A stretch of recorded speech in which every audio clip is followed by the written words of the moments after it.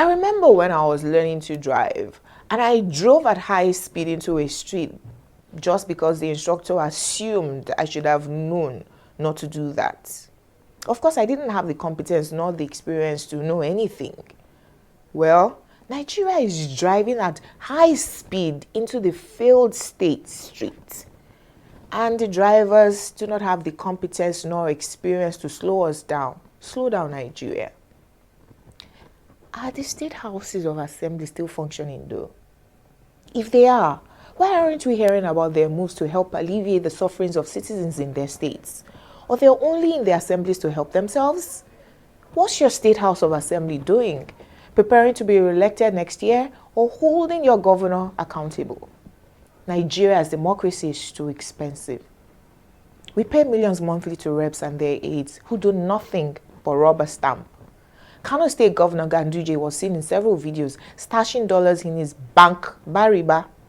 The Kano State House of Assembly stopped the media from releasing further videos of the governor in his banking duties. Did that represent the wish of ordinary Kano citizens? I've sat at a state assembly plenary session once. It was amazing how each member took turns to wish the speaker a happy birthday. They'd all done it privately, but they still needed to do it publicly, wasting taxpayers' time, so they show camaraderie and stay in the good books of the speaker. While we're all focused on the presidency, and that's really important, state and local governments are the closest to the people. We should demand higher standards of them. Let's not allow the least of us govern the best of us. Is your local government serving you? As your state electoral commission conducted local government elections, aside from sharing federal allocation, do you feel their impact? Nigeria's democracy is too expensive for a country with over 50% of our population living in extreme poverty.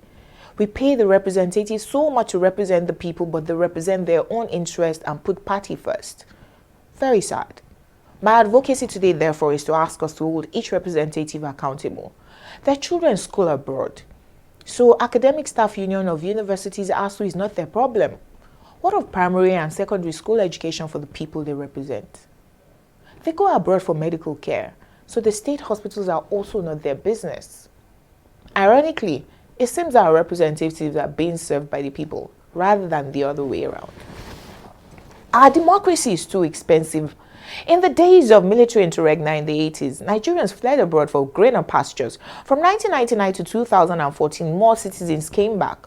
But in the last 7 years, more people have left Nigeria for greener pastures again.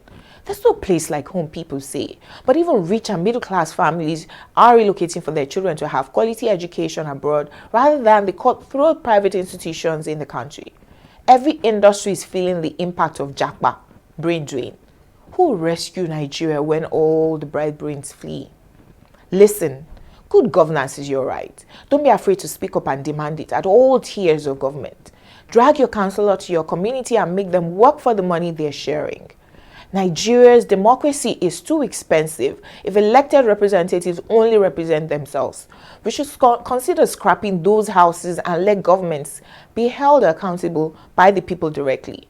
Why do we pay millions to a few people who don't do the job? We can save that money, pay to our reps and build electricity generation facilities in each state for the people to create their own livelihoods with constant power. Scrap the National Assembly. Let states control all their resources. Immediately, the federal government will become less attractive to charlatans. Nigeria will be great again. You and I will succeed in 2022.